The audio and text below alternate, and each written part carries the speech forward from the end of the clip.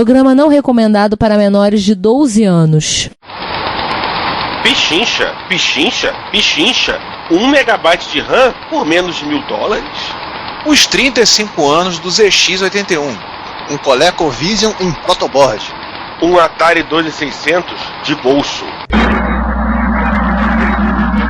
Aqui fala o seu repórter retro, testemunha ocular da velhice do seu PC, com as últimas notícias da agência Retrocomputaria.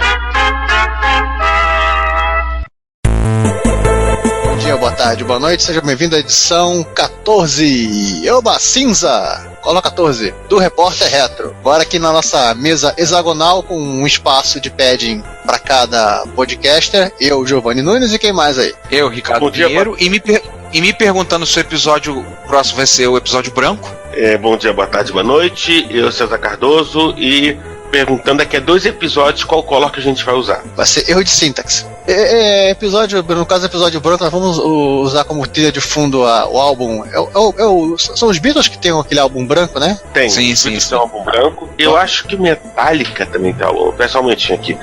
Depois corta a gravação. Os Metallica tem um álbum preto que eu conheço. Mas aí teria que ser no primeiro episódio, né? Ah, sim.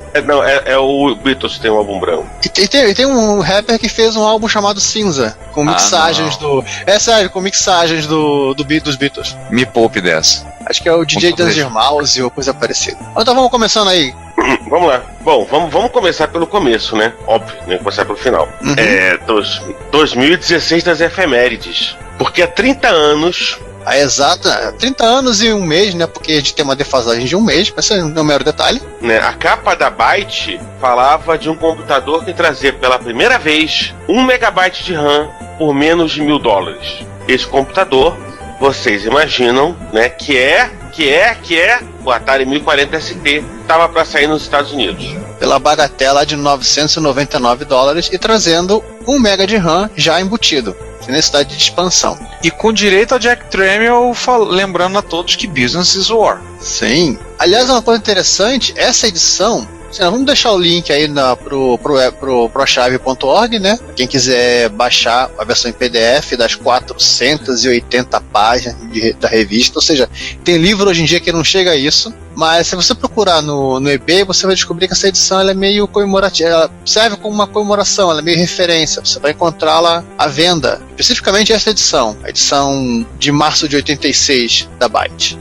11 de março, né? Que é quando ela saiu. Tem um monte de coisa legal além do Atari ST.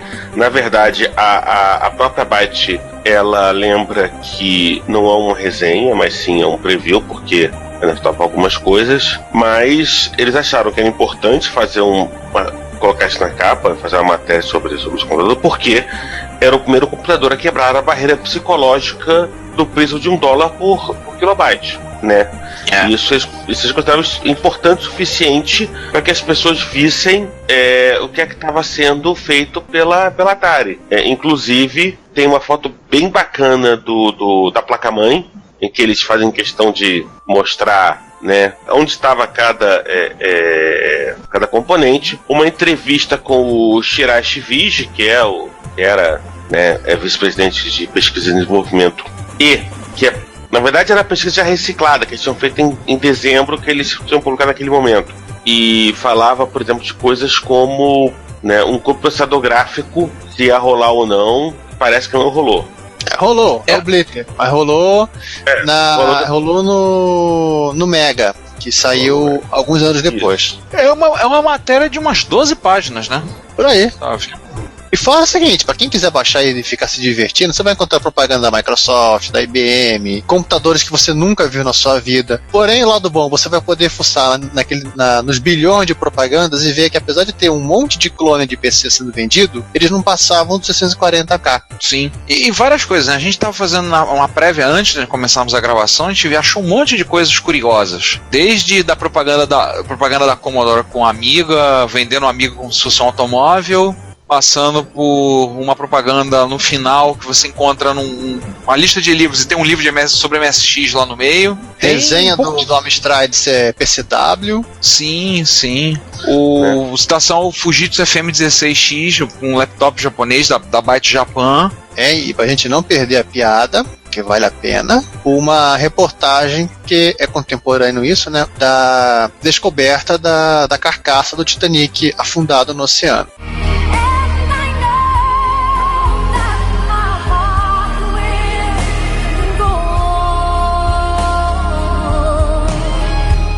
Vale a pena, 480 páginas, você abre com a TRST e fecha a revista com, né, a Tandy vendendo Deskmate pro Coco. Um abraço pro Daniel, um abraço pro Juan. E seguindo nas efemérides, nós temos também uma outra que também é de março, mas como nós somos programadores meio ruinzinho de Basic, a gente esqueceu de usar o comando fecha, então demorou para ser processado isso, que são os 35 anos do ZX81. Opa! O ZX81, que a gente conhece como no Brasil foi o TK-82, 83, 85, além do CP200 e o Ringo.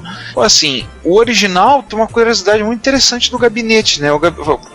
Além de ter sido a máquina vendida abaixo de 100 libras, né, popularizou nas Ilhas Britânicas a computação.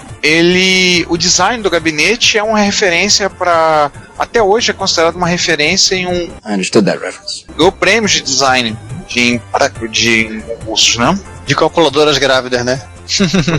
É por aí. Na verdade, o 81 ele é uma revisão do 80, né? Ele é carcaça branca, é uma carcaça preta. E o principal de mudança nele, além das correções de bug fix, é o fato de que grande parte do circuito foi transformado, foi customizado e agregado em um único componente da ferrante, né? É a ULA do 81. Que é uma atenção que serve para duas coisas, né? A primeira coisa é simplificar o projeto, o projeto, e simplificando o projeto se torna menor. Tornando menor, fica mais barato. Tornando menor, fica mais barato. E, né, e segundo, também, que era também uma proteção do próprio Sutcliffe, de que qualquer um que tentasse chegar no nível de preço em que ele estava, teria que, né, suar sangue para conseguir chegar no nível de preço sem, né, sem, assim, tendo que se virar para refazer todo o trabalho que a ULA fazia um chip, ou então a plantação 74LS, 74, sei lá. Que é o caso dos nossos TKzinhos, né? Isso. A ULA só foi copiada mesmo que foi a ULA do Spectrum, né? Foi copiada pela Microdigital e deu aquela confusão toda, processo. O juiz bateu o martelo sobre a Microdigital, mas depois. O processo foi da ROM do 81 mesmo, não foi nem desses da ULA. Como eles documentaram bem esse assunto, acho que não rolou nem chance de pensar a respeito. Mas o processo, eu jurava que o processo tinha sido em cima do Spectrum. Não, foi em cima dos 80. Assim, a máquina é curiosa porque até hoje tem gente fazendo coisas pra ele. Recentemente eu tava vendo um link que mandaram pelo Twitter o pessoal fez um jogo 3D em perspectiva isométrica. Em comemoração disso, em comemoração do aniversário de 35 anos do 81, né? Tem uma coleção de vídeos aí ao redor do mundo com propagandas do computador. Olha que legal. Aí você vê Estados Unidos, você vê Ilhas Britânicas, você vê a Espanha, você vê França, você tem uma do Japão, e eu não sei se de repente é Hong Kong, assim, parece ser Japão, mas enfim, de repente se era... Pode ser Hong Kong, Japão... Pode ser Hong Kong, né?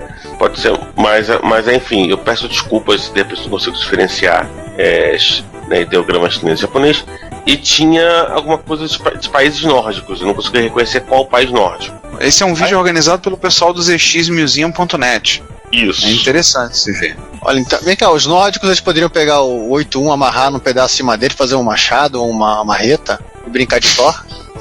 É bom, se fosse o 1541 faria mais sentido. até porque, né, a maioria das pessoas não conseguiram levantar o martelo de Thor de 1541. O cara não seria digno, né, de levantar o Mjolnir de 1541. Exatamente. Então, assim, a gente encerra um pouquinho as efemérides, que estão meio magrinhas, a gente acha. Porém, vamos pro Hackaday?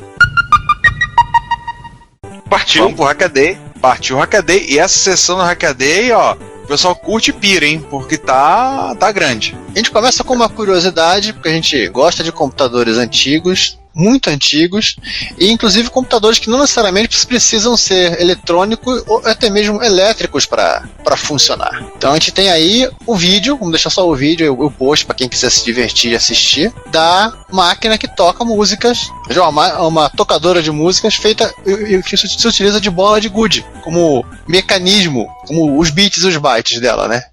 3.000 bolinhas de gude, sem incluir as 2.000 bilhas que há dentro dela, rodando por dentro da máquina toda. Realmente coisa de doido.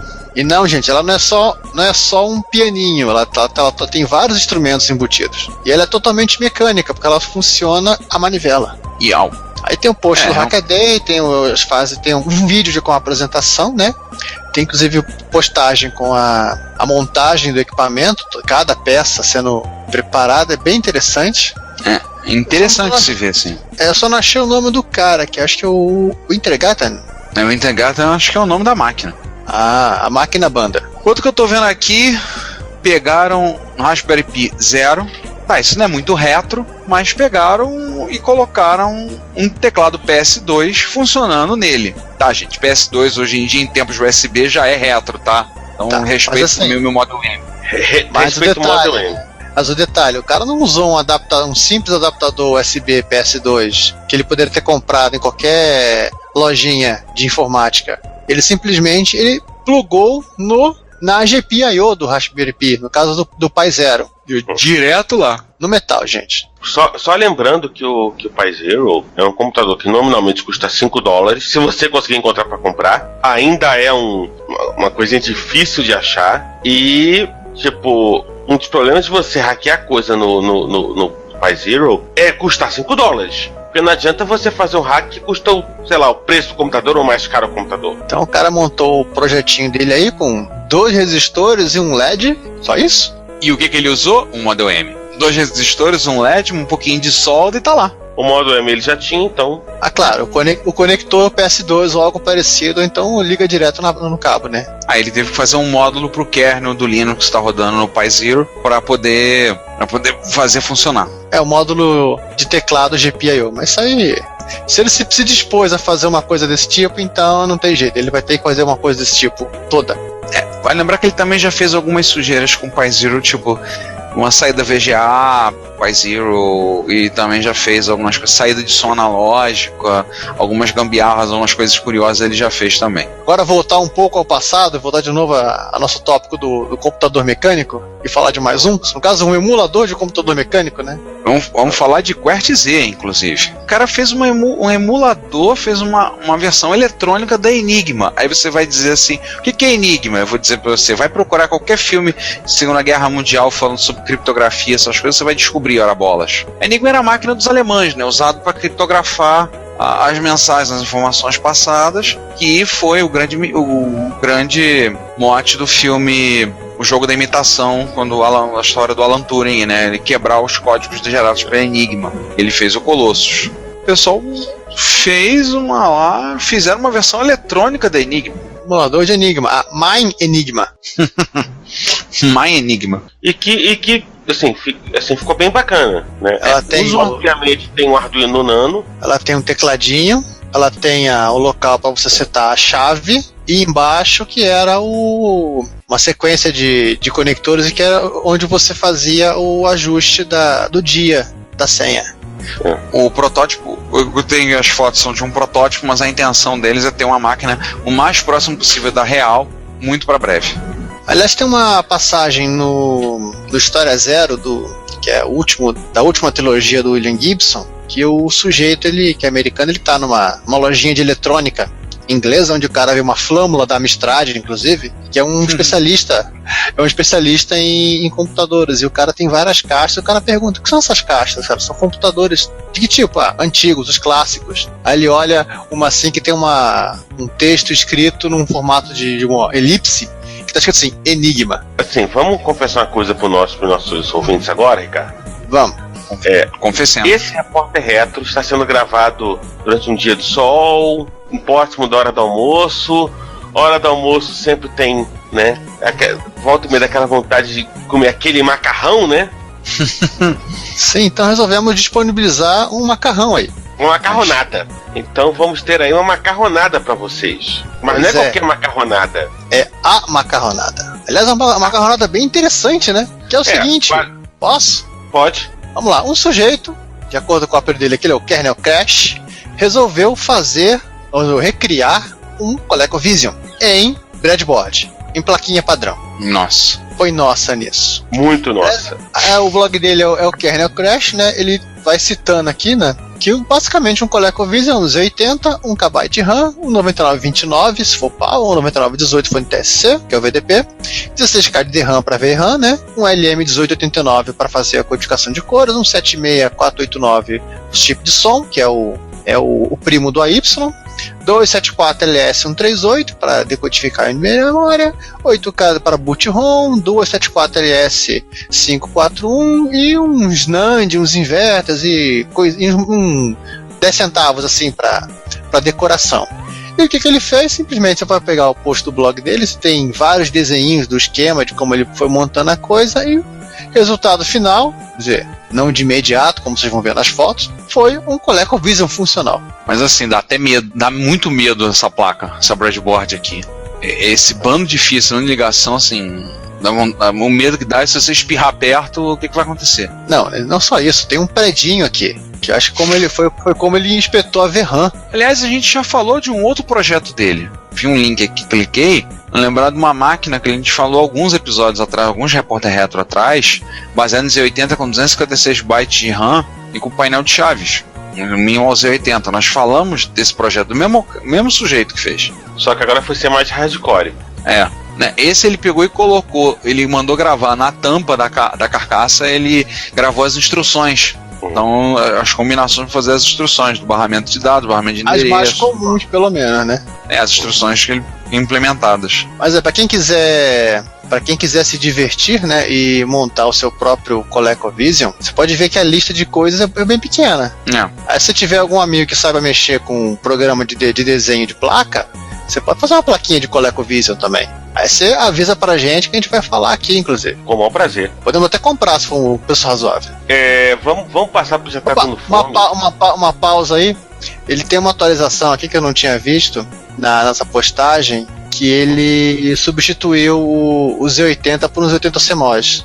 E trocou a breadboard, em vez de usar uma breadboard até de 30 anos de idade, que é que vocês vão ver nas fotos do início, está usando uma MB102 agora, que é muito mais nova, que ele comprou por $3 na AliExpress. Tá vendo, gente? Teve upgrade de breadboard.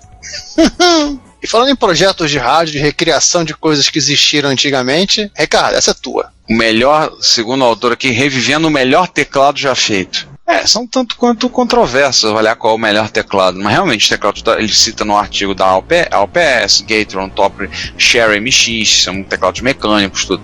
Mas ele fala de um teclado que foi de 1989, é o teclado do terminal IBM 4704, é um teclado Model F, não é Model M, tá? Quando aparece uma venda no eBay vai bater $500. É um teclado pequenininho. Estão refazendo esse teclado, é um teclado de 62 teclas, tá? Não tem nem várias teclas que a gente está acostumado, não existem nele, né? Ele não tem. Aí estão fazendo um teclado mostrando todo o processo, estão injetando carcaça, tá? Estão montando, fazendo novas placas de circuito e refazendo tudo exatamente como a IBM fez no final dos anos 70. Aí fala todo o princípio.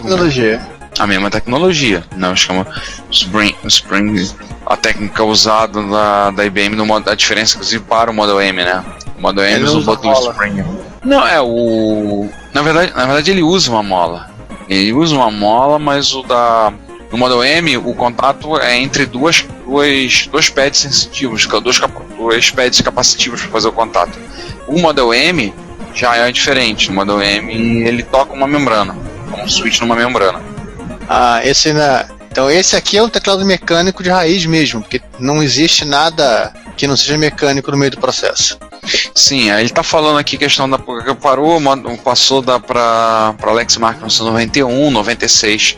Isso é uma coisa interessante, né? A IBM ela vendeu toda a fábrica do Model M, que já era o nome da fábrica mesmo, era a fábrica de Lexington da IBM. Ela transformou na Lexmark, vocês vão conhecer que é a empresa que faz impressora até hoje, né? E ela saiu vendendo alguma das coisas que ficavam lá que ela não estava mais usando, como por exemplo a parte de teclado. Aí dali em 96 os empregados compraram os direitos do teclado e os moldes e fundaram a Unicomp. Então você pode comprar um teclado da Unicomp, não é barato, mas também pensa no seguinte, é um teclado que vai durar a vida toda. A última vez que eu olhei, acho que era $99 o primeiro, preço básico, aí com variações, né, USB e tudo. Mas o Model F ficou perdido meio que perdido no tempo, tá?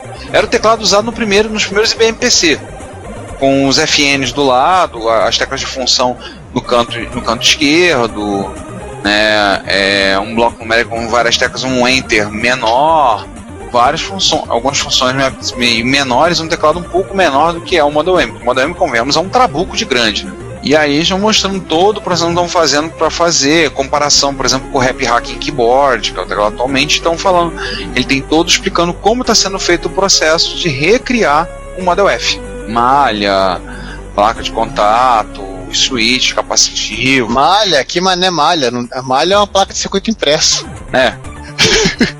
Malha é verdade. Ó, se você quiser, tem uma loja online que vende o modelo de 62 teclas ou 77 teclas por $325 até $376, dependendo das opções que você tiver. Por mais que você vai dizer que é caro, e sim, realmente, lembre-se que é caro para padrões atuais porque você está fazendo uma coisa sob encomenda, né? Não é um tecladinho de R$10. Pô, pensa que isso aí é um teclado que vai durar provavelmente pro resto da vida. Dependendo de quanto você usar o computador, enquanto você tiver mão para usar o computador, enquanto seus filhos tiverem mão para usar o computador, e pensa o seguinte, é um teclado excelente, assim, quem digita tem teclado mecânico e usa teclado mecânico, faz de tudo para continuar usando. Depois que acostuma, você não quer outra vida. Fala de mim que tem um Model M em atividade comigo há mais de 10 anos, já foi devidamente desmontado e limpo, consegui comprar a chave para abri-lo e assim, é um teclado que você não quer outra vida. Você está feliz, você pegou, começou a usar, gostou, você não vai querer outro. Você tirou aquele ninho de trilobita que estava vivendo dentro dele, né? Ninho de trilobita? Porra, eu tirei acho que um selacanto morto dentro dele, cara. Eu tenho umas fotos da limpeza do meu teclado. Um dia talvez eu faça uma sequência, um porn dele no Retrocomputaria. Tô pensando em fazer, mas eu fotografei todo ele sendo desmontado, as teclas foram lavadas, a carcaça desmontada, tudo lavado, esfregado, no sol para secar, tudo. Não houve necessidade de Retrobrite nem nada, mas ele foi totalmente desmontado, e várias coisas interessantes que a gente acaba descobrindo ao ver o teclado. Se cair um copo d'água nesse teclado, ele não para de funcionar, por exemplo. No processo que ele é feito, a água vai escorrer e vai sair por baixo dele e pronto, não vai chegar na placa. Então, várias soluções assim, simples, mas engenhosas que tem. Então assim, quem quiser, tá aí o Model F. Não é uma coisa barata, concordo, mas é interessante. Seguindo adiante, César, vamos juntar... Vamos lá. Vamos juntar essas soldagens aqui numa coisa só? Vamos. Só uma pergunta, você trouxe a pasta de solda? Não, vamos usar catupiry mesmo. Meu Deus. Esse povo que quer trocar, que acha que catupiry é pasta de solda, enfim. Mas vamos fazer 2 em 1 logo. São 2 bem parecidos, na verdade, né? Primeiro, que é um post falando sobre pasta de solda, né? Tipo, dicas como aplicar, assim, né? Como, assim, maneiras que você tem de aplicar, quanto você vai aplicar, tem essa coisa toda. Pra quem assim não tá entendendo meio direito, se você não trabalha com componente muito pequeno, né, o Surface Mount e companhia, você não trabalha com o filete de estanho, de solda, né? Você trabalha com uma pasta que você vai aplicar no circuito impresso, vai posicionar os componentes e literalmente vai levar a sua placa ao forno para gratinar. Na época eu conheço gente que literalmente fez uma placa, botou pasta de solda e meteu a placa no forno, porque não tinha um forno de solda apropriado, usou o forno de casa. É o jeito, tudo bem, era o projeto final dele, ele conseguiu fazer funcionar um projeto de uma placa de rede para MSX. Lembre-se sempre, crianças não gratinem as suas placas de componente eletrônico. E por favor, não gratinem os seus macarrões de breadboard. Não coloquem catupiry ao invés de pasta de solda. Exatamente. É interessante, eu tô vendo como é feito, né? Seringa de mão, seringa automática. Isso, toda... Da de malha, né? Uma janela, né? Uma que você vai e coloca, corta e coloca por cima. O mais interessante é a solução que um sujeito propõe aqui de usar six screen, ou algo muito próximo do six screen. A tela de Millar que você tá falando? De Miller? A parte aqui no finalzinho. Aliás, neste processo, né? Se você não está entendendo o que é o Surface Mount, é um segundo post que a gente vai listar aí, que tem a explicação, meu Deus, do porquê, o motivo, razão e circunstância de... Você faria um... César, essa primeira foto aqui do post, nós vamos ver uma coisa muito parecida lá pro final do episódio, tá? Eu tô realmente imaginando do que seja. Eu tô vendo aqui, realmente. Não, esse artigo do Surface Mount explica muito bem os motivos por conta de usar por que fazer dessa forma, usar componentes SMD, tudo. Tem até um dos subtítulos da matéria mas eles são tão pequenos. Sim, são pulgas SMD. Ele diz, né? Felizmente a maior parte deles você não precisa se preocupar. Ele dá o exemplo da placa do Arduino, né? Ele bota o Raspberry Pi como exemplo, coloca algumas coisas, né? Um kit de soldagem SMD, e haja pontaria, haja mão para isso, firmeza na mão. E no final tem um assim, desculpa, mas isso é além do meu nível de capacidade com solda. Bem, acho que qualquer coisa é maior do que o meu nível de capacidade com solda. Bom, certamente qualquer coisa é maior que o meu nível de capacidade com solda. Inclusive o seu nível de capacidade com solda. E tá falando, mostrou umas coisas dos componentes soldados diretamente na mão, no PCB, tudo. É interessante pra gente entender, né? Entender o que é o Surface Mount, qual é a ideia de usar componentes menores, tudo, né? E também pra ficar horrorizado quando você vê as placas feitas à mão com as soldas horrorosas aqui, né? E também é o seguinte, é um troço trabalhoso, assim, não é fácil. O lado bom é que hoje em dia você tem robôs que podem fazer isso pra você. Pois é. Mas, por exemplo, se você está fazendo uma coisa mais artesanal, você não vai ter um robô que faça trabalho para você. Hoje em dia já caiu o custo, então já não fica tão caro fazer solda com robôs. Tanto que existem placas feitas para MSX, por exemplo, que eu sei que já tem gente encomendando o processo de fabricação fazendo com robôs. Mas ainda há um custo que, assim, caiu, mas... Não, assim, certamente o teu protótipo você vai ter que fazer. O protótipo será feito à mão, mas os outros 50 mil você pode se dar o luxo de robotizar. Mas hoje você tem aí, o SH Park e etc e tal, que tá realmente baixando o custo de você fazer, né, pequenas fornadas de placas e de coisas assim, mas o teu protótipo vai ter que fazer na mão.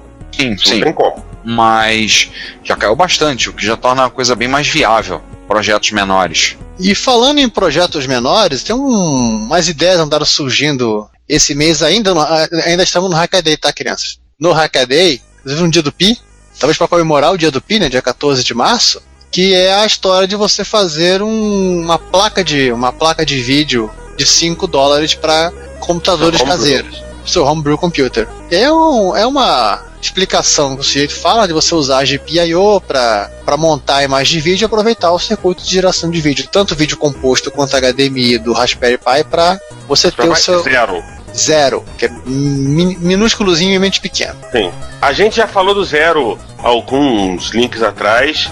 Se você conseguir encontrar um, boa sorte, porque é difícil comprar um, mas o cara conseguiu um e tem a manha gostosíssima, diga-se de passagem. Né? Isso aí é uma coisa que eu fiz há algum tempo, que é um simulador do 6847, eu escrevi em Python mesmo, e que funcionaria para esse tipo de solução aí, fazer um emulador de 6847, por exemplo. Eu poderia, via GPIO na minha placa de projeto, brincar que eu estou mandando para uma porta de controle de dados. E ele montaria uma tela nesse sentido. Ou você utilizar uma resolução muito alta. Não precisa você fingir que você tem que usar um 6847 ou um 9928. Você pode usar a resolução total da placa. Nem que seja só o modo de texto, né? 80x25. Vamos pro próximo então?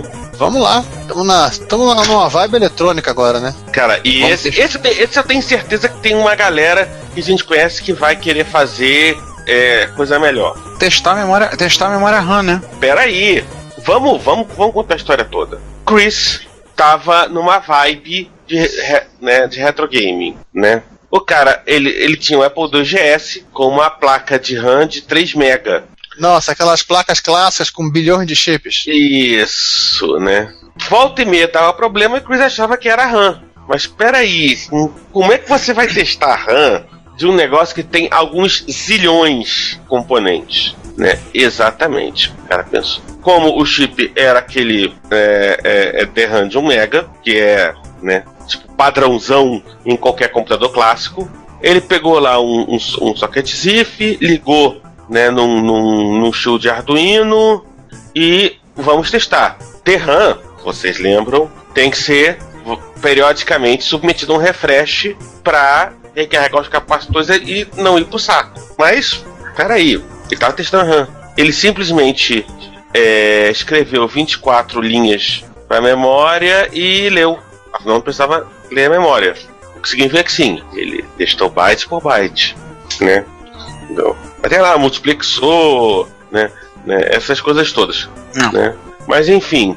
O projeto ficou interessante, só que infelizmente ele não conseguiu resolver o problema dele, né? Não é nas memórias. Não é nas memórias. Mas ele resolveu um testador de RAM, né? Ele fez literalmente o testador de RAM na mão. Porque legal que a gente fica achando, né, quando no chipinho de RAM, que assim, cada byte fica sequencial em cada chipinho, né? Olha que bonitinho. Assim, nesse primeiro aqui fica o começo da RAM, nesse último vai ficar o final da RAM. Não é bem assim.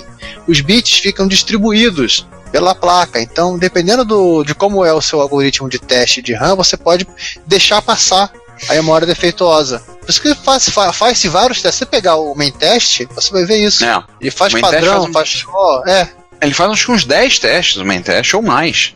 Que é para justamente ter certeza de que aquele endereço de memória daquele circuito em particular está com problema. E para tristeza aqui do Chris, né, coitado, ele apenas descobriu que ele vai ter que dar uma olhada na GAL da expansão de RAM. Boa sorte. O lado bom da vida é que se ele se irritar com essa expansão de RAM maluca que ele tem aqui, ainda você pode encontrar expansões de RAM do GS a um preço razoável, tipo esqueci o nome do sujeito agora. Alguém aqui que usa Apple vai lembrar e contar pra mim. Que ele tá usando uma tal de uma GS RAM Plus, que é da época. O Vicent Briel, ele vende uma expansão de RAM, inclusive é muito mais menor, por assim dizer, né? Bem reduzida. Uau. Esse trambolinho aí. E que você pode botar memórias, como botar memória assim de 30 pinos. E tem gente fazendo outras coisas mais sofisticadas ainda, que são menores ainda, então te permite colocar 8 MB de RAM no GS. Volta e meia a gente comenta alguma coisa sobre o pessoal trabalhando 4 MB, 8 MB no GS. Até recentemente a gente publicou no Plus uma notícia do pessoal lançar um grupo de uma pequena empresa fazendo coisa para Apple II, lançando para GS da Alemanha, se eu não me engano, lançando expansões de 4 e 8 MB, se eu não me engano. Pelo menos de 4 MB eu lembro. Porque, acredite ou não, o GS agradece se você colocar mais RAM para ele. Ele fica feliz. More RAM to me, né? Aham. Vamos fazer coisa então que não é eletrônica? Fala aí, Ricardo. Museu do Malware. Caraca, todo mundo lembra das histórias dos vírus, né? Os primeiros vírus de computador espalhados pela ARPANET, a história do primeiro worm espalhado já que tinha na internet do Robert Morris Jr., né? Aliás, ele ainda tá preso, Robert Morris? Não lembro. Eu não sei. Esse cara tem uma história interessante, porque ele é de uma família, entre aspas, digamos, o pai dele era alguém importante, então digamos que o pessoal ficou meio complicado de querer punir ele na época. O pai dele era especialista em segurança, essas coisas todas. E ele comenta aqui que um cidadão, pelo nome eu vou dizer finlandês, não vou tentar falar o nome dele, começou a juntar os primeiros malwares que começaram a surgir. Os primeiros malwares surgiram para MS-DOS nos anos 80, e quem não lembra do Pong, do Cascade, do Stoned, do Sexta-feira 13, e os primeiros foram espalhados pela ARPANET nos anos 70 e montou um site chamado Museu do Malware. Então ele colocou lá, então, tem o Pakistani Brain, né, também ele citou, né, um vírus experimental da ARPANET, e por aí vai. Então, por exemplo, inclusive ele mostra um que contaminava Macintoshes nos anos 80. Então ele está colecionando desses malwares da época que podem ser baixados ou demonstrados, você pode ver o resultado deles num browser. É interessante para ver como curiosidade, como um estudo, né? Existia gente que fazia teste de antivírus, eles pegam uns pacotes com 2.000 vírus, sei lá, botam na máquina, botam Não é nem uma praga de vírus, é uma sociedade de vírus, né? Porque já deixou de ser colônia para fazer teste do antivírus, né? Para fazer esses testes. Então, se você quiser ver, alguns são possíveis, o código é possível ser baixado para ver e aprender a estudar com ele, é interessante. Tá? Inclusive ele ilustra com o Skynet.com, né? Mensagem do Exterminador, direito à mensagem do Terminator.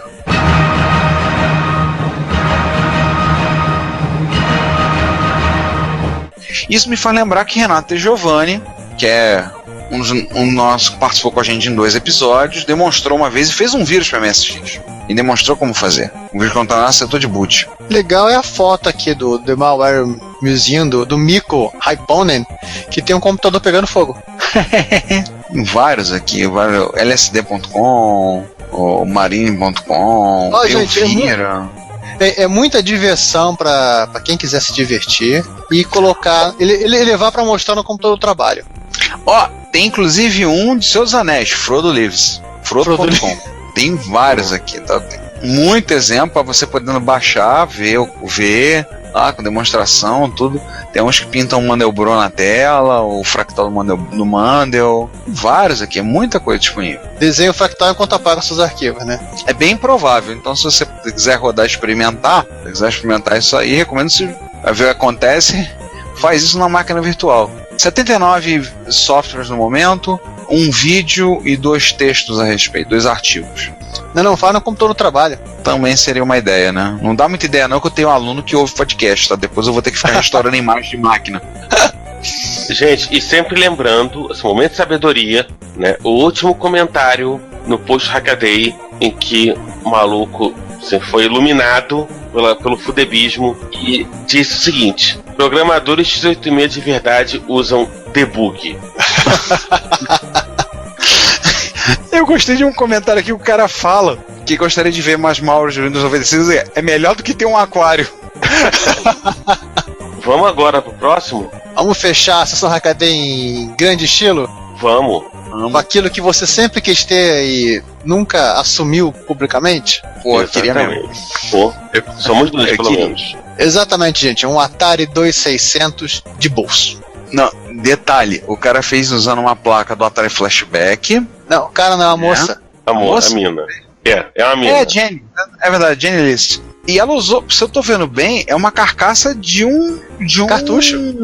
Um cartucho de Atari. Ela usou um Atari Flashback, ela usou os controlezinhos lá.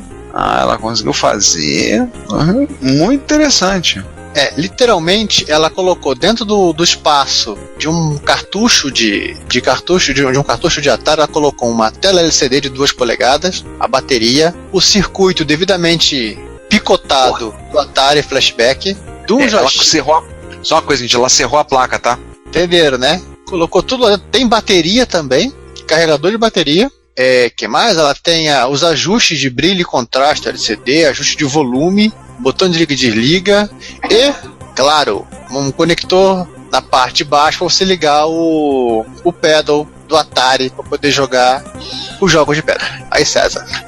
Eu jogar o Warlord. Eu jogar o Warlord. Caraca, cara, é sensacional, eu quero um desse. Cara, somos pelo menos 2. Mas eu quero primeiro comprar um Harmony pro meu Atari, depois se eu comprar o Harmony eu vou querer um desse. Só um detalhe, dá pra reparar que no vídeo, quando ela pega o pedal do Atari, adaptado para USB, né? Você vê que o pedal do Atari é maior que o console. Cara, que trabalho de engenharia primoroso dela. Fantástico. Esqueci de uma coisa, tem também o alto-falante, tá? Afinal de contas, pra que você vai jogar sem som, né? E pra que você vai jogar com fone de ouvido? Você pode jogar com todo mundo sabendo que você está jogando. Se lembre sempre, não utilizem seus equipamentos de qualquer tipo em transporte público sem fone de ouvido. Respeite os seus coleguinhas que estão com você. Depois desse momento, vamos ressuscitar? Depois de uma ressuscitação desse nível, vamos ressuscitar outros mortos agora. Rise from your grave. A gente começa nosso cliente preferencial, né? Isso. Mas eles estão meio parados assim mesmo, não? Depois de tanta maluquice que ele foi feita nos meses anteriores, o cara merece um pouco de descanso, né? Pois Acho que ele vai descansar em março. Acabaram as férias. A primeira brincadeira do Chad é ele ensinar um Amiga 4000 que existem mais do que 64 MB de Fast RAM na face da Terra. É interessante. Ele fez um. Aliás, as duas são relacionadas à Amiga, né? Essa do Amiga, ele bota 64 MB de Fast RAM num Amiga 4000. Você pode ver as fotos hack e se assustar. Eu tô vendo aqui o hack, caraca. Ele soldou 2 resistores direto no chipão. Qual é esse chipão aqui que eu não tô reconhecendo? É o Ramsey. Nossa, ele soldou 2 resistores direto nas perninhas. Tá, tudo bem. Alguém vai dizer assim, pô, mas o pessoal no MSX faz coisa pior disso aí. O nego faz direto no engine. Pois é, né? O que eu posso fazer? Eu também me assusto. O cara faz isso. A mudança não é muito complicada, mas você tem que ter uma boa prática com solda e soldas em PLCC. Ele coloca como fez. Interessante. Botar Amiga 4000 com 64 MB de RAM. Ô, Ritio, olha isso aí, hein? Você vai gostar. Ou não, ele pode querer fazer, né? Não, pois é, né? Ele vai ter ideias. Faz parte do nosso papel aqui, faz parte do nosso show, dar ideias cretinas pros outros fazerem, né? Nós somos o diabinho. Detalhe, ele colocou disponível um documento explicando tudo, inclusive, pra quem quer fazer. Tá lá, tem um link lá, download. Se você quiser fazer, tiver disposição para fazer isso no seu amigo. Vontade, disposição, tempo, coragem e todo o resto, vai lá. Se você for macho bastante para fazer isso. Mas não é só isso, né? Outra é mais simples. Outra é mais simples, não é bem assim uma novidade. Eu já vi esse circuito sendo vendido por aí nas melhores lojas do ramo, né? Que é a troca da GAL. Meu nome é Gal e desejo me corresponder com um rapaz que seja o tal.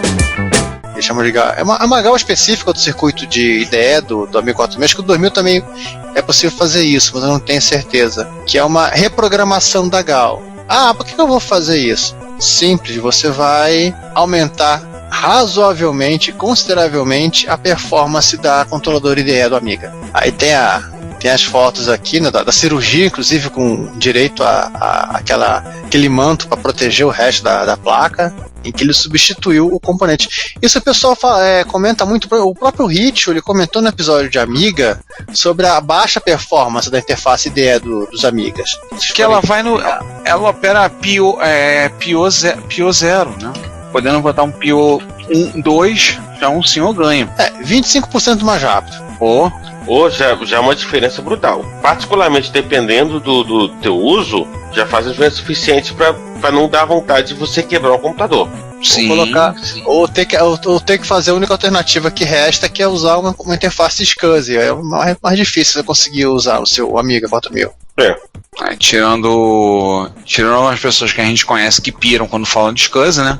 Justamente o que eu tinha comentado aqui, no amigawiki.de tem toda essa parte do projeto, a programação, a GAL que tem que ser comprada, o software, claro, tá em alemão, mas isso aí você se vira. Google Translate é seu amigo, cara. Você pode comprar tem explicação aí, divirta-se. Tem Vamos mais alguma de Amiga 4000? Vamos falar uma coisa mais antiga ainda. Mais antiga, maior, mais pesada. E se você reclamar, seu argumento é inválido, porque estamos falando de um VT100. Uau.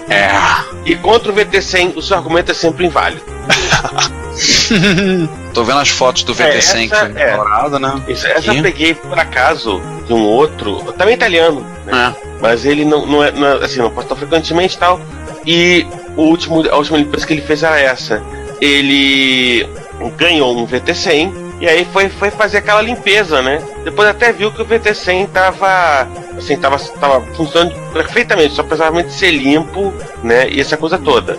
O que ele fez, assim, ele teve a de tirar peça por peça do teclado, limpar cada uma, né? Nossa. Pausa, peça por peça do teclado significa keycap, adaptador, tal do plunger de um suporte que tem embaixo dentro uma mola que vai se encaixar dentro de um contato na estrutura do teclado.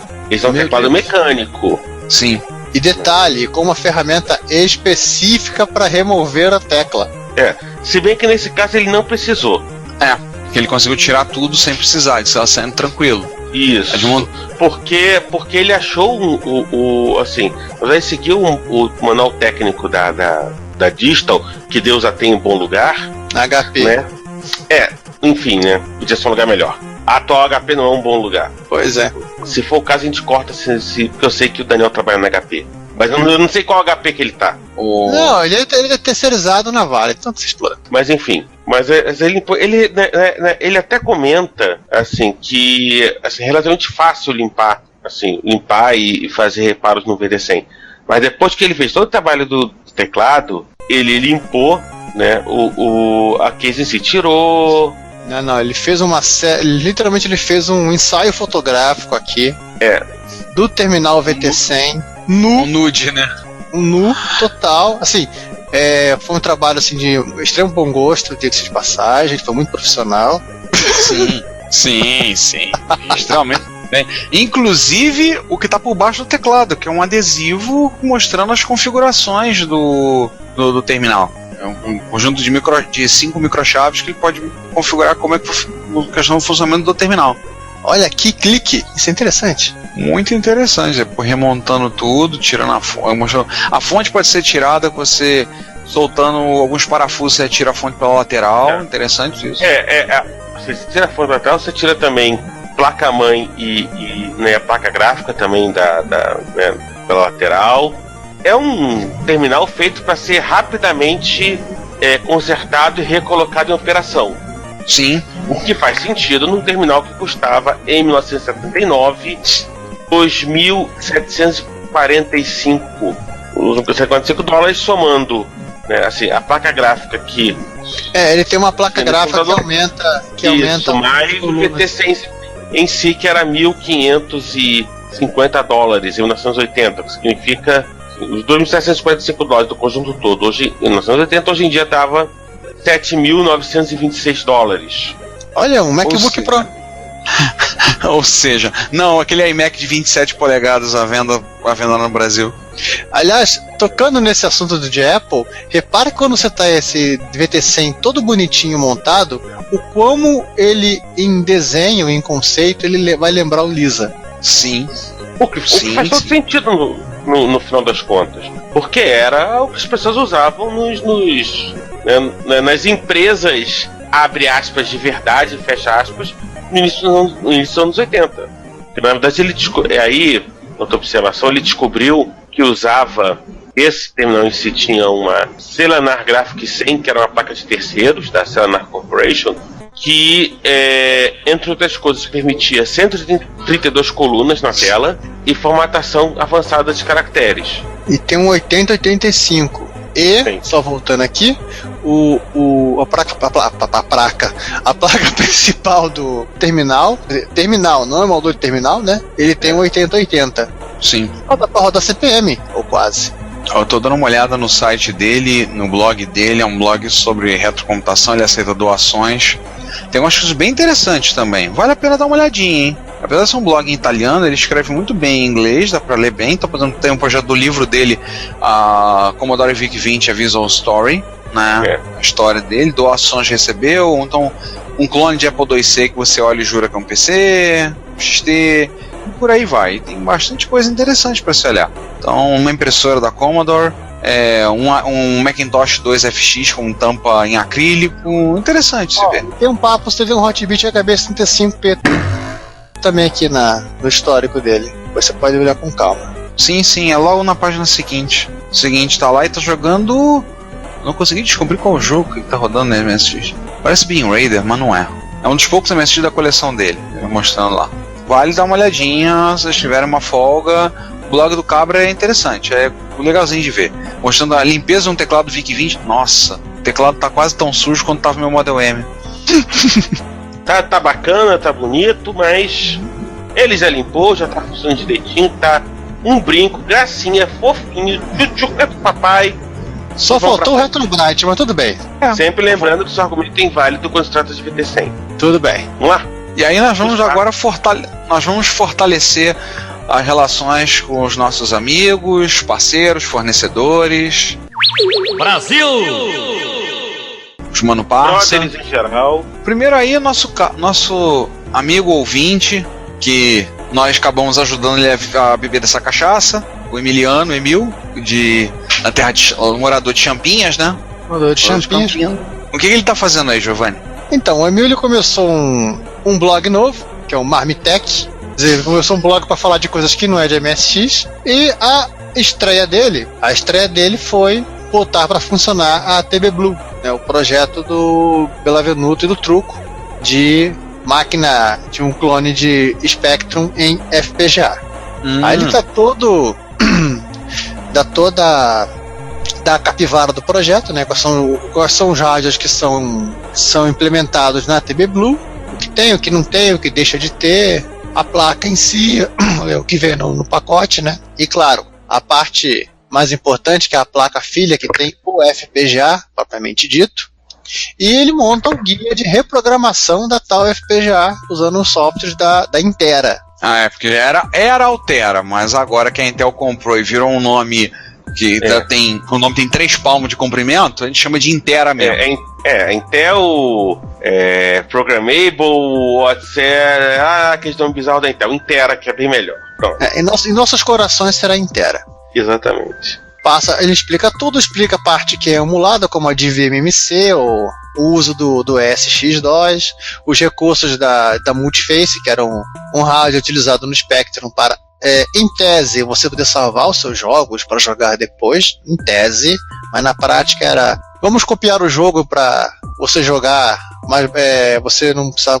Vamos copiar o jogo para os amigos, né? E também ele fala e mostra a ULA Plus, que é um recurso que surgiu com os emuladores, mas que está disponível nela e que permite muito mais cores. Acho que 256 cores, não lembro agora de cabeça. E por último ele passa todo outro resumo aqui sobre a Intera Cyclone 2. Eu tô vendo que ele tem disponível, né? Na coisa que tem disponível no TB Blue, as características, tem umas coisas interessantes, né? Realmente, a ULA Plus, 256 cores, saída de som estéreo, saída VGA de A15 31 kHz. E aí tem gente fazendo o truco, na verdade, eu lembro que ele tinha falado que ele queria fazer ela na forma para poder substituir o PCB de um TK90 ou TK95. Poder abrir, tirar, colocar ali dentro. Não, simplesmente você vai ter que fazer uns acertos de gabinete para poder botar, por exemplo, saída VGA, tudo, porque não tem o buraco lá. É semelhante como se você montar um Expert 3 e botar a placa de vídeo, a saída analógica feita pelo Paulo Maluf vende. Você vai ter que fazer a adaptação no gabinete, fatalmente, na traseira, para poder ligar todos os conectores e botar tudo disponível. Mas ele tem, assim, inclusive o conector do teclado original dos TKs aqui. Então você pode colocar dentro do gabinete, fazendo adaptações, espeta o teclado aqui, fechou e tá bom, tá pronto. Tô vendo aqui que o Emil botou tudo em mínimos detalhes, programar o chip FPGA, né? Porque eles não estão fornecendo ela com o chip FPGA, né? Não. O chip você compra a parte. Assim, o que eu acho mais interessante do post é justamente isso, Ricardo. O trabalho que o Emil teve de documentar ponto a ponto do que ele fez. Sim.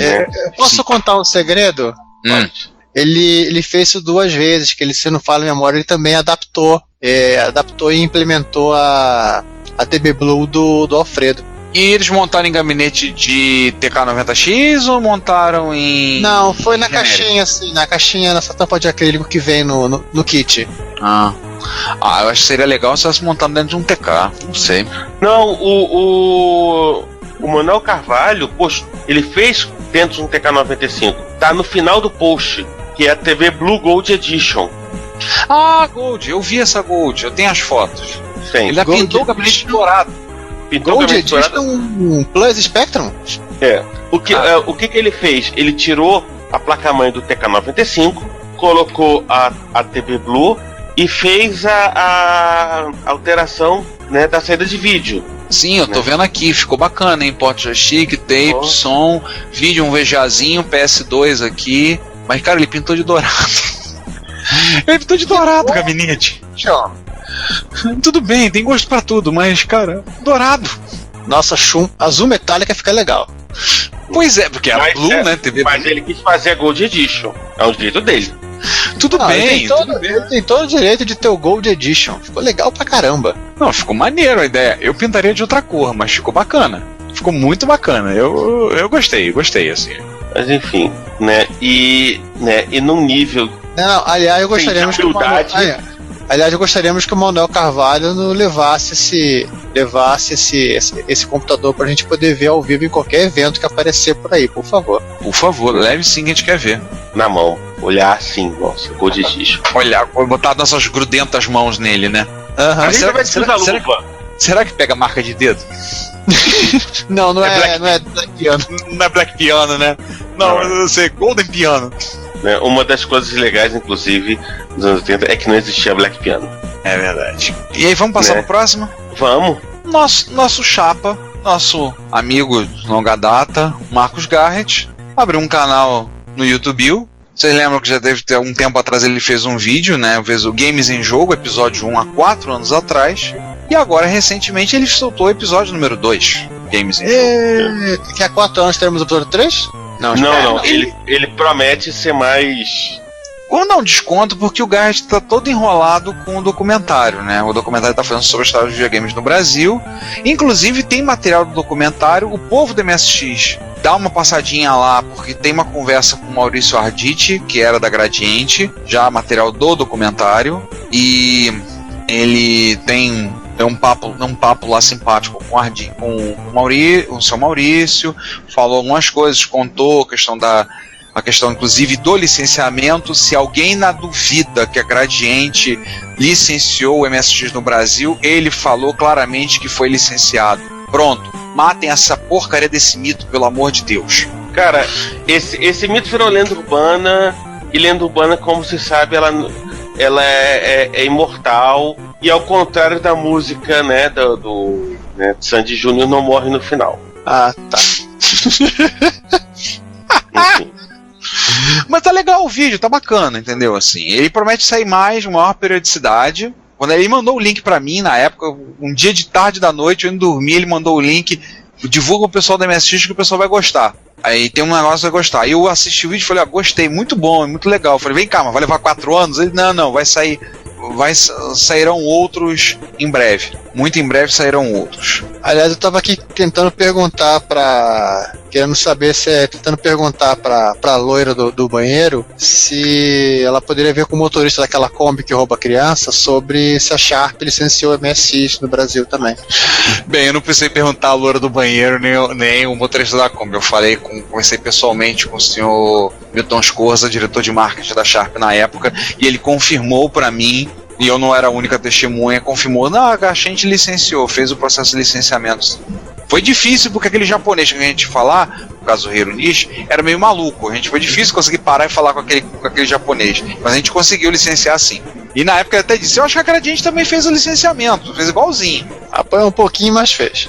Em todo caso, quem puder, pergunte à loira do banheiro, tá? A loira do banheiro tudo sabe, ou não. E vamos terminar essa sessão dos parceiros com Voltando ao Vitor Truco. Ele tá fazendo um expansor de slots, a MPI-BR tá fazendo um expansor de slots pro Coco, né? É, a Multipack, né? Não é bem um expansor de slot, pelo que deu pra entender da arquitetura do... É um Benjamin de slot. Agora você é execrado pela comunidade de Coco brasileira. Tecnicamente um Benjamin. Eles vão encher um sedã e vão vir até a sua casa. Juan, não me mate, tá? Achei que você ia falar que eles iriam encher um Fusca. Pensa bem, aumentou, porque outros tempos eles enchiam um Fusca. Agora estão enchendo um sedã. Daqui a pouco eles estão enchendo uma van pra bater no Giovanni. Encher uma Kombi. Vão poder pedir pedir emprestada a Kombi da torcida do América pra vir aqui, né? Pois é. Mas legal. Pronto, zoeiras à parte. Zoeiras à parte. Ele tá fazendo um teste, tá fazendo qual o nome vai ser? MPI-BR, né? E vamos fazer teste, então o pessoal de Coco aí, espere novidades pra breve. Ele ainda tá debugando a placa, então realmente é pra ficar esperto que nos próximos meses acredito que vai sair, né, alguma coisa bem bacana. E agora, rufem os tambores e...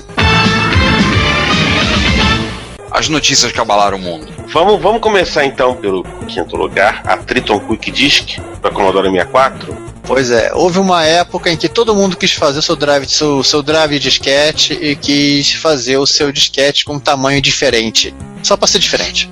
Inicialmente eu achava que o Wikidisc era um esquema feito microdrive, depois que eu fui ver que era diferente, era um disquete, mas um disquete de tamanho meio bizarro, não é uma coisa meio diferente, e o MSX também teve. Era um disquete de 2,8 polegadas, que todo mundo dizia que era disquete 3 polegadas, pra arredondar. mas que não deve ser confundido porque não é igual ao disquete 3 polegadas da Hitachi que a Amstrad usava. Que esse aí é da Mitsui. O disquete da Hitachi era retangular, se eu não me engano. Uhum. A grande verdade é que assim, todo mundo achou que as pessoas iriam querer disquetes de tamanho menor. E todo mundo resolveu trabalhar em disquete de tamanho menor, 3 polegadas, 2,8. A Sony, acho que a Sony pensou um pouco diferente. As pessoas realmente querem disquetes menores, mas elas não querem que a capacidade fique menor também. Então, no final das contas, acho que a Sony ganhou por conta disso. Você tinha um disquete não tão pequeno assim, né? É 13,5 polegadas, é o maior de todos eles, mas em compensação com 4 vezes a capacidade de armazenamento. E as pessoas também não queriam ficar trocando disquete de lado, né? Tanto o Quick Disc quanto da Mitsui, quanto o disquete de 3 polegadas da Hitachi, ele tinha um lado A e um lado B. Acabamos não falando a respeito aí, né? Isso aí é uma coisa que apareceu, raro, único no eBay, inglês. Foi comprado por um sujeito, estava inclusive funcionando. Aliás, ninguém sabe realmente quem comprou. Que era uma unidade da empresa britânica. Não é Triton. Triton é o nome da marca. 4 minutos, estamos pesquisando na nossa grande base de dados aqui. Da Radolfin, meu Deus, é melhor chamar de Triton mesmo, hein, César? O que você acha? O Triton é bem melhor. Radolfin Electronics. A Gandalf Electronics produziu o Triton, que é uma unidade para o Commodore 64, era um tijolo, menos tijolo que o 1541, com a diferença de não ser ligado na EC, era ligado direto no slot de cartucho.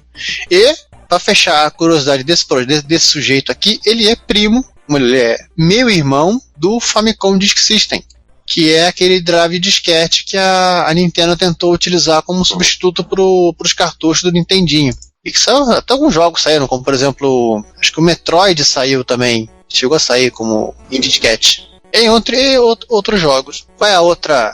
Vamos lá, quarto lugar. Bom, aí você fala, Giovanni. Tá, eu falo. Eu tava fazendo uns testes com o MSX, inclusive com a parte de sprite da Screen 8, que eu nunca encontrei ninguém falando a respeito, e eu resolvi tentar entender qual era o lance das cores, porque não fazia o menor sentido o esquema de cores dos sprites. Aí eu acabei colocando todos eles na tela, e aí me veio a iluminação, né? Pois é, gente, a Yamaha, a Microsoft, as 3 juntas, ou 2 dela, ou nenhuma das 3, elas resolveram literalmente copiar o esquema de cores do Spectrum nos sprites da Screen 8. Infelizmente, o Sprite 0 é transparente, não existe sprite preto em Screen 8, talvez esse seja o motivo pelo qual vocês não vão encontrar muitos jogos nesse modo de vídeo no MSX. E o principal, exceção da Color 8, que é literalmente uma cor de burro quando foge, ou alguns chamariam de cor da cor da pele, ou algo próximo, é literalmente o mesmo esquema de cores da paleta do Spectrum. E de outros computadores que tinham RGB digital também. Oi, Yamaha Fudeba. Ou acho que é o Microsoft, tu não sabe quem foi. Bom, eu tô mais pro Yamaha, os três. chip, né?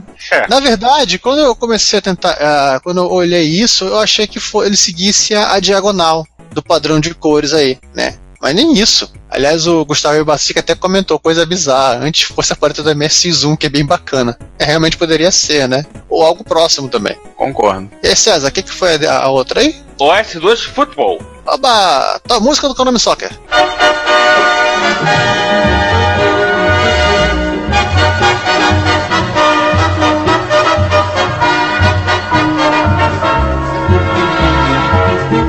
Não é OS2 jogando futebol, não é OS2 jogando rugby, não é OS2 jogando futebol americano, não é OS2 jogando futebol australiano e não é OS2 jogando futebol de regras gaélicas. Nossa mãe, futebol de regras gaélicas. Gaelic Football. Dá até medo de imaginar como é que deve ser isso. Né? Enfim, procurem no YouTube, procurem na Wikipedia. Mas sim, né, era pra usar um termo moderno, né, era um fork do S2 2.x dando suporte a recursos específicos dos 386, como o famoso, né, modo V86, né? Qual o resultado disso? O OS2 Football conseguia, se lembrando que o OS2 2.x era específico para processador 286. 286 vai ter suporte à frente, no OS2 3. O OS2 Football, ele conseguia rodar até 3 máquinas virtuais de 80 e 86, dependendo da sua quantidade de RAM, né? O que significa que, né, em marketing speak, você podia ter até 3 máquinas MS-DOS 3.x rodando, né, no teu 386. Obviamente, tem muita mais informação dos nossos amigos do Fun with Virtualization. Inclusive tem a opção de você brincar no emulador aí, até baixar a imagem de disco para brincar no seu PC velho ou numa máquina virtual local. Lembrando que o modo V86 era nativo do 386 e que o Windows 3 usou, né, para rodar anos depois para usar, para você poder rodar coisa de XP, famoso 386 Enhanced. Esse modo V86, se não falo em memória, você aloca uma página linear de 1 mega de memória, aí você pode definir RAM, acho que no caso DRAM, né, é DRAM não, é SDRAM, não.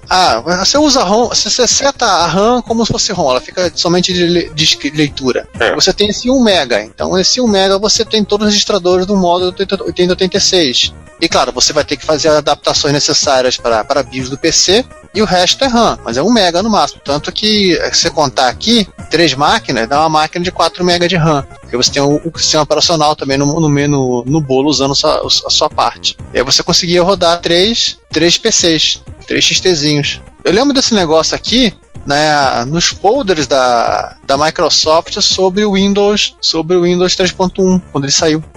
Ela citava sobre isso aqui. Claro, se você não marcasse que era para ser executado em background, você tinha apenas task switching, tá?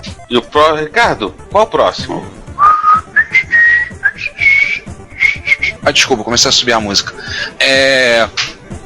Pra quem curte Jornada nas Estrelas, e lembrar que a série clássica completa 50 anos no mês de outubro de 2016, uma das surpresas que tem para a comemoração do aniversário da série foi que o Roger Roddenberry, filho do Eugene e Jeannie Roddenberry, o criador da série clássica e da nova geração, ele pegou o material achou vários disquetes do pai, que estavam num formato bizarro, com uma informação meio estranha de ser recuperada, um formato muito próprio, muito esquisito. Ele era em torno de 200, colocou isso na mão de uma empresa chamada Drive Savers, e eles recuperaram 95% dos dados. Os dados não foram revelados ainda, o que foi revelado é que está nesse disquete, mas para quem é tracker, como eu e um outro integrante dessa mesa, que eu não vou dizer quem é uma coisa interessante saber o que o grande pássaro da galáxia estava bolando na época que faleceu em 1991. Então... Ou até mesmo antes, né? De repente... porque era um disco de 5 1/4, né? E, como eu falei, tem 200 disquetes. Ele encheu isso aí ao longo de um tempo. Então, se há textos para um projeto de uma série... Quem acompanha Sci-Fi sabe aquela série Andrômeda, é baseado em alguns conceitos que ele tinha para uma série de Star Trek. A série, inclusive, leva o nome dele, apesar de ser um universo bem diferente. É literalmente um universo à parte, não tem nada a ver com Star Trek. E tem elemento, né? Tem elemento, mas não vem ao caso. Quanto não é federação, no outro é a comunidade, a Commonwealth, o capitão e tudo lá, né? O capitão que faz lá o de Kevin Sorbo em uma série, na outra você tem todos os outros atores já foram capitães em séries de Jornada nas Estrelas. Então, a curiosidade, provavelmente vai ter uma convenção grande de Star Trek comemorando 50 anos em Las Vegas, uma convenção anual em julho, e a série vai comemorar em julho. Também tem o lançamento do novo filme, né, que é o 12º filme, 13º filme. 2017 tem a série nova, que vai sair para o serviço de streaming da CBS. Então acredita-se que agora, comemorando os 50 anos de Jornada nas Estrelas, a gente deve ter alguma novidade sobre...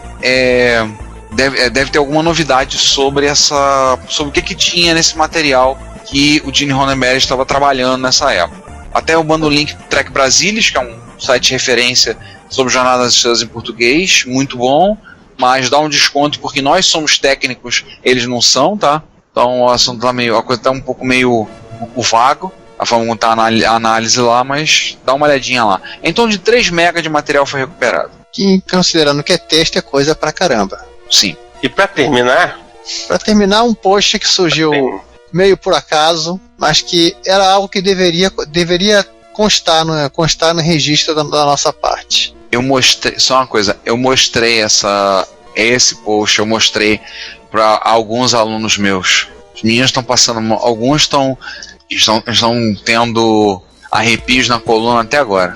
Outra parte está na base do Lexotan, para você voltar a assistir as aulas. Aproveitando que a gente falou, aproveitando que nós falamos do... Como é que chama? Nós falamos da Austrália, nós falamos Exatamente. indiretamente do David Jones. Não, David Jones ele tem um videocast muito legal, para quem gosta. a gente já falou várias outras vezes. Sim, do vira e mexe, ele desmantela uma máquina clássica, ele ganha, né? A grande verdade é assim, ele ganha. É o mailbag, onde ele abre as embalagens com aquela pequena faquinha de crocodilo dandy dele. Sim, gente, ele abre os pacotes que recebe com uma peixeira australiana. Ela é peixeira australiana da medo de tamanho. Então, ele recebeu de alguém, eu não assisti, fiquei tão chocado que eu não assisti o episódio que deu origem a isso aqui, tá? Ele recebeu um tablet, um equipamento vendido por uma empresa que, em tese, acreditamos nós, pretensamente séria, e acreditamos nós também que deve ser alemã, a gente acredita ainda. No caso, assim, nos fez perder, abalou nossa fé na engenharia alemã, a excelência da engenharia alemã por conta disso. É um tablet médico, equipamento para consulta de dados de uma empresa. Não botamos o nome aqui, não vamos pôr, não vamos dar nome aos bois, né? Que ele começou a desmontar e teve um acesso quase fúria. Eu realmente, assistindo o vídeo pela primeira vez, eu fiquei esperando o momento que ele ia começar a pegar uma marreta e bater no equipamento. E aí, quer contar a sua reação também aí? Eu entrei em estado de choque por um bom tempo. Os meus alunos ficaram chocados quando nós vimos olhar. Meu Deus, professor, mas que é isso? Caramba! Teve um lá que falou: acho que eu que não sei nada de solda, acho que eu faço melhor. Para quem não assistiu, né, o que nós temos aqui num pretenso tablet de consulta de informações é uma plaquinha usando um AMD Geode, um x86, né, um chip integrado com um SoC x86, feito pela AMD, que ela não faz mais, se não fala a memória. Um compact flash de 4GB, rodava o que parece ser, no pouco que dá para ver, um Windows XP. Tem nada demais, né? O bizarro começa a surgir quando você desmantela. Você vê a assustadora fonte de alimentação, o sistema de alimentação de bateria feito com pilha recarregável, literalmente populando todo o espaço que sobrava dentro da carcaça, a solda do sistema da tela do touchscreen feito da forma mais gambiarra possível no conector USB. Ou seja, não dá nem pra ficar listando. Olha, pra quem quiser saber, o nome da empresa é Exinomed, tá? Exinomed.de. Vocês vão encontrar o fabricante ainda existindo. Se ainda vende isso, a gente não sabe. Cara, é assustador. É mais assustador quando você percebe assim, que não parece, ou pode ser um protótipo de repente, mas não dá pra saber porque tem número de série 11. Então, pelo menos 11 dessas coisas foram feitas. Pelo menos. Aham. Bom. Todo mundo ficou meio chocado. Vamos tentar sair, tentar respirar um ar agora. É nóis, né? É nóis. Deixa eu falar rapidamente, é nóis. Eu participei do Fala Séries, como sou membro da equipe do Fala Séries da Combo. Participei recentemente sobre um episódio sobre a nova série The Muppets. Sim, são os Muppets. Sim, são os Muppets em 2015 e 2016. E a série é boa. Só para vocês que não estão acompanhando, eu vou dizer só uma situação que vale a pena.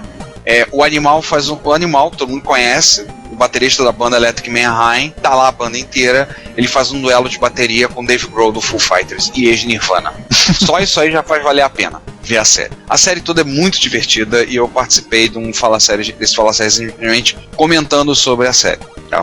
No último dia 12 de março, a gente teve a primeira MST Rio do ano de 2016. O local é o mesmo, Centro Socioeducativo Lar do Meia. Foi um encontro, em termos de extensão, foi o maior encontro de todos que nós já tivemos. Vocês vão entender por quê. Tivemos uma presença razoável da Fudebada de sempre, né? O pessoal veio, o pessoal participou, tudo. E tivemos um acompanhamento da chuva. 3 pancadas de chuva muito forte ao longo do dia, mas mesmo assim foi um encontro bem divertido. Eu, para ser diferente, levei um Hot Beat, já que não aparece micro nacional no encontro, então eu levei um Hot Beat nele, nessa MSX, e levei o meu MSX árabe, né, o meu AX350, que é a primeira vítima, a primeira máquina salva pelo projeto do Asa em Concerto. Foi a maior MSX em extensão, porque nós combinamos com o pessoal de lá para ficarmos no local, em vez de sair para comer em um lugar, vamos comer aqui mesmo, faz um salgado, uma coisa a gente come, tudo, depois a gente, quando saísse, fosse embora direto. E aí a gente poderia fechar o encontro 6 horas, começar a desligar tudo, fazer tudo. 7 e pouco, a gente tá comendo, saindo, começou a chover, e chovia tremendamente no Meyer.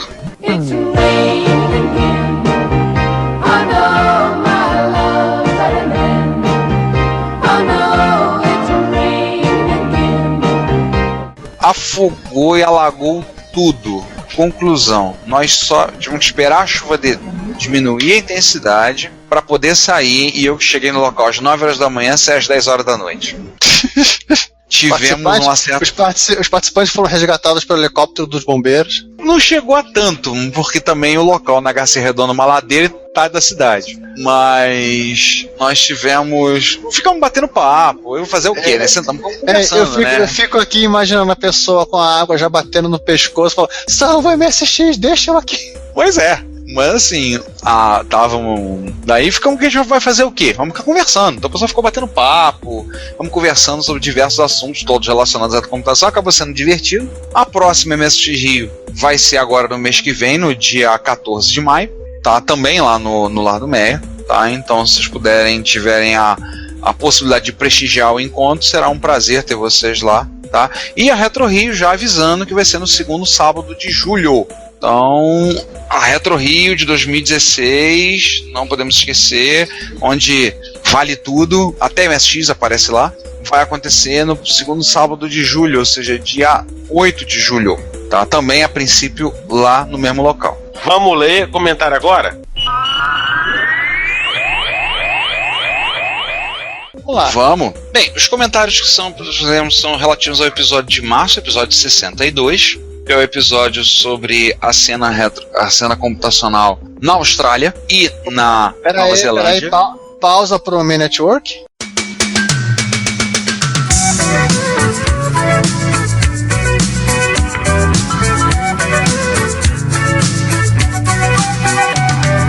Inclusive eu tomei cuidado na trilha sonora de ficar caçando versões de chiptune de cantores e bandas australianas. Então vocês ouviram Kelly Minogue, Man Network, Nexus, Midnight Oil em chiptune. Deu um certo trabalho, mas ficou legal. Então começamos pela parte A com o nosso Chegas, né? Nosso chapa, o Sérgio Vladivostok, comentando computadores retro-aborígenes, mas cadê os MSX nessa Terra-média? Aí o Giovanni continua falando que tá cansado de falar de MSX. A gente cansou de falar de MSX, chega de MSX, não mora MSX. Isso não é o 1º de abril não, tá? Aí ele, sei. Aí o Hernandes inteirou dizendo que foram devorados pelo demônio da Tasmânia. E o Fernando Boagro falando interessante mundo da retrocomputaria lá na Austrália. Observação: barulho de rádio no meio da noite pode ser sinal de problema. Vide Silent Hill. Eu não joguei Silent Hill, então não sei. E na parte B temos 2 comentários do Rui Aquaviva. Diz: ultimamente uma das grandes alegrias que tenho é baixar e ouvir o Retrocomputaria. Puxa vida. O podcast aborda assuntos que estimulam fortemente minha curiosidade e me fazem lembrar com muito carinho de uma época onde a computação era uma grande aventura. Deixo os problemas de lado e mergulho nesse universo que tanto me fascinou no passado e continua fascinando. Acompanho o podcast desde 2010, desde que vocês publicaram o episódio 0, e posso afirmar com toda a propriedade que ele sempre foi excelente e fica cada vez melhor. Um grande abraço. Não tem nem o que falar, só dizer obrigado.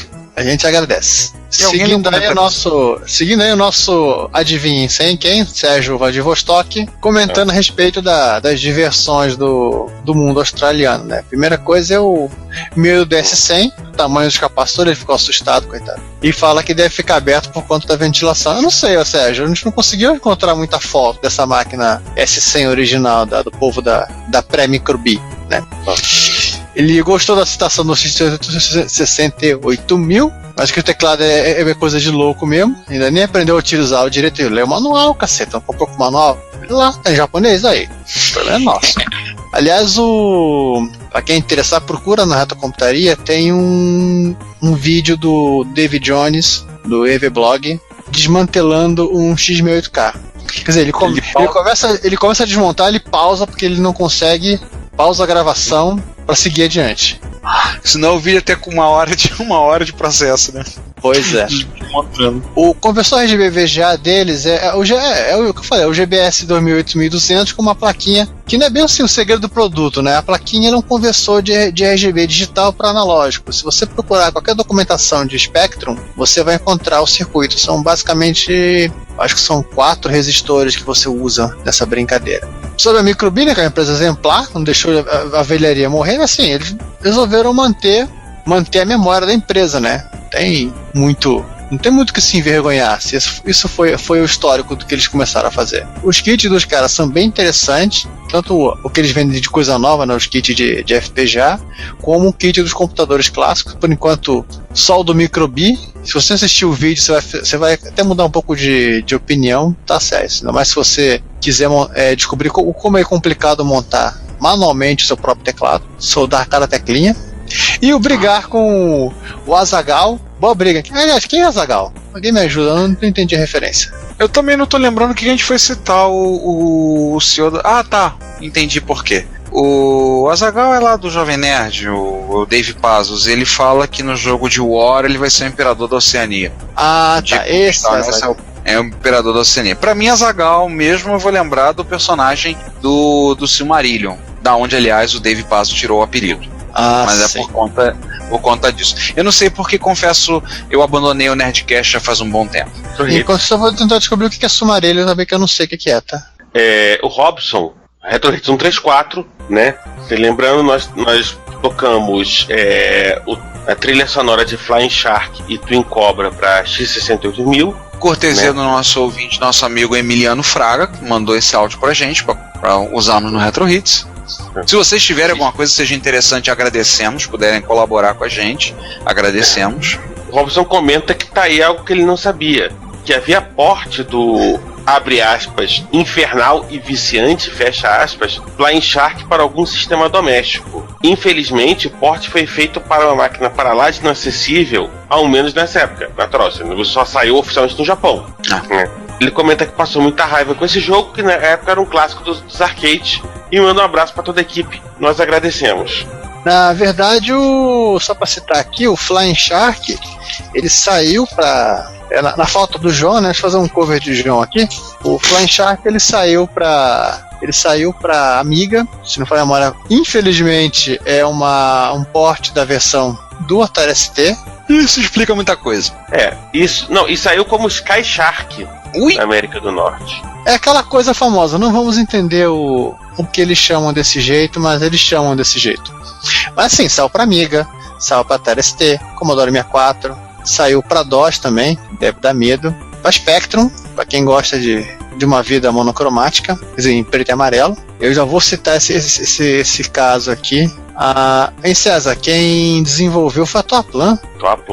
Uau. All your base I belong to us. For great justice.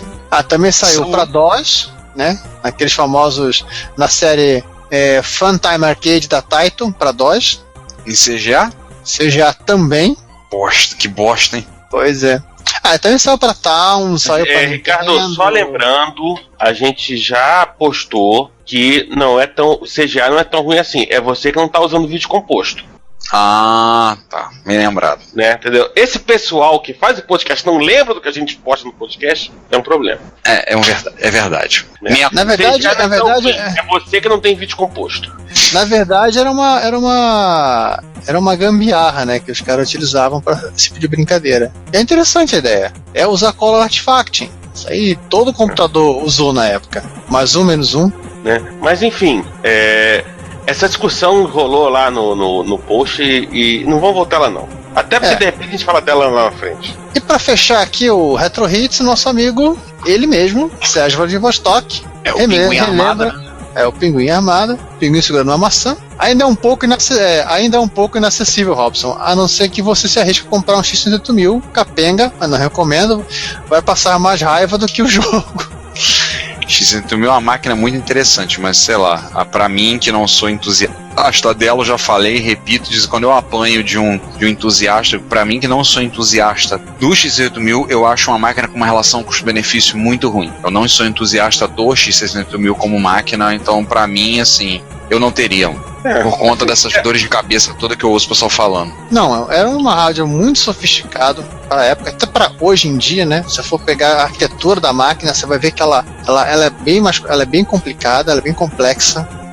Às vezes ela te faz lembrar muito mais o nível de componente de uma máquina de arcade ou de um videogame, de um console, mas mesmo assim ele ainda é mais complexo ainda, tão complexo quanto, né? Você tem modos de vídeo que só funcionam com certas frequências de vídeo, porque está atrelado a um chip específico do conjunto e por aí vai, entre outras coisas.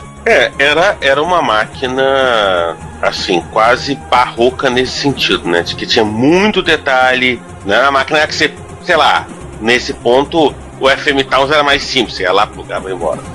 Dependendo, você ia plugar o modo de vídeo, não sei o que lá, a saída de vídeo, né? Estava um estado diferente. O pessoal fala do Towns, eu ouço muita gente falando, o Towns você pega, o grande problema do Towns é o gravador de DVD, é o leitor de CD dele, proprietário, coisa esquisita. Se estiver funcionando, você queima um CD na velocidade que é necessária, bota lá, dá boot e vai jogar, vai usar. Ao menos pra mim, que sou um mero curioso nessa situação, eu sempre o pessoal falando que era muito mais interessante. Pra mim, eu acho mais interessante. Não tô dizendo que o X68000 é uma máquina ruim, pelo contrário, ela é fantástica. Mas pra mim, eu acho que eu vou ter que repetir isso em verso e prosa e lavrar isso em pedra para poder passar pros entusiastas, né? Que vivem reclamando comigo quando eu tô falando mal. Eu não tô falando mal, eu só acho que pra mim não vale a pena. Ponto. Faz uma tatuagem. I hate X68000? Por aí. Então tá, fechamos? Fechamos, né? Estamos fechados. Mais alguma coisa? Não. Dá F5 pra ver se o Vladivostok não comentou mais nada. Não. Então, não. Gente, sigamos pro próximo? Vamos nos vemos no próximo episódio. Repórter Retro, daqui a um mês. Repórter Retro episódio. Repórter Retro branco, né? Coloca 14. 15. Próximo é 15. O próximo é o branco, esse é o cinza. Esse é o cinza, o próximo é o branco, tá certo. Então mudou de certo. A pessoa já tá assim. Episódio 64, né? Daqui a um mês. 8 ao quadrado. 64. Né? É o máximo. Estamos chegando ao máximo que os 80 endereça, gente. Olha só, gente. Estouraremos o máximo que os 80 endereça depois do próximo Repórter Retro. Depois do Repórter Retro, color branco. Aí no episódio de junho a gente já começa a usar as portas para poder fazer Bank Switch, usar uma Maper, né? Fazer Bank Switch. Exatamente, fazer Bank Switch. Bom, então a gente volta, tchau. Até mais aí, gente. Até a próxima. Até o branco. Fui.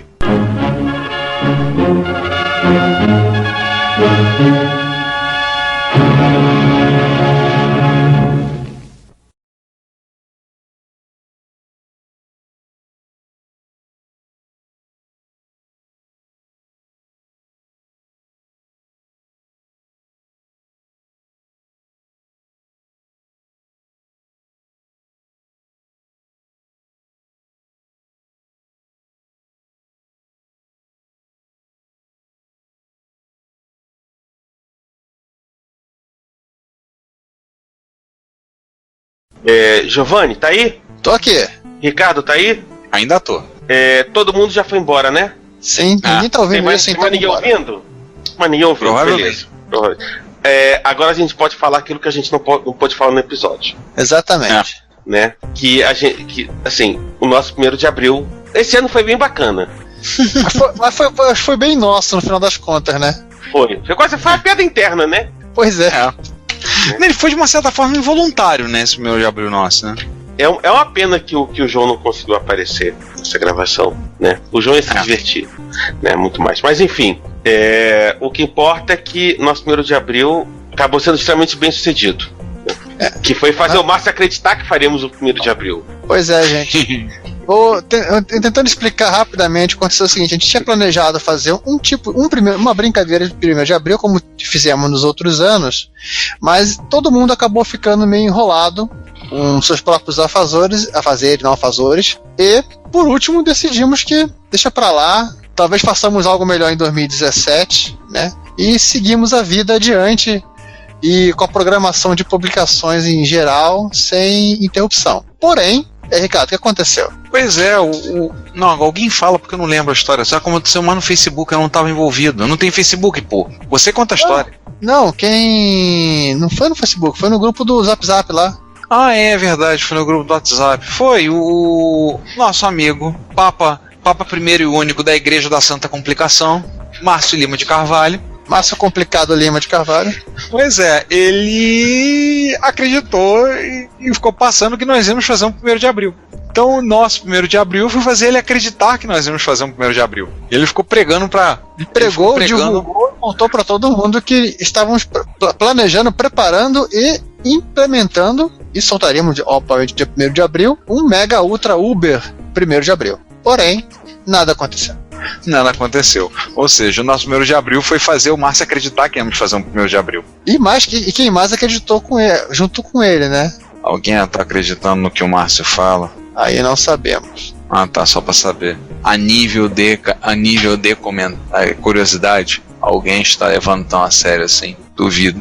Levante uma plaquinha, avise, mostrem-se. Coitado do Márcio. A gente fala assim dele, a gente desce a lenha no Márcio, mas coitado do Márcio. É um cara legal, gosto dele. É complicado. Nunca foi preso por... coitado do Márcio. É um cara legal, gosto muito dele. Ele nunca foi preso à toa. Agora a gente pode... Todo mundo já desligou, ninguém ouviu mesmo, a gente pode desligar. Tudo bem, agora a gente pode encerrar oficialmente. Já, pelo menos tornamos público que não teve brincadeira de 1º de abril, pelo menos não intencional, não consciente. Acabamos fazendo sem querer. Não. Pois é. E acabou sendo mais divertido ainda. Cara, as piadas internas são bem divertidas. Agora acabou, pode parar a gravação. E até mais. Até mais. Até. Pode encerrar aqui? Já é. Se você quer enviar um comentário, crítica construtiva, elogio ou colaborar com as erratas deste episódio, não hesite, faça. Você pode falar conosco através do Twitter, no usuário @retrocomputaria, pelo e-mail retrocomputaria@gmail.com ou colocando comentários no post desse episódio em www.retrocomputaria.com.br. Lembre-se sempre do que dizemos. Seu comentário é o nosso salário. Muito obrigado e nos vemos no próximo podcast. Thank you.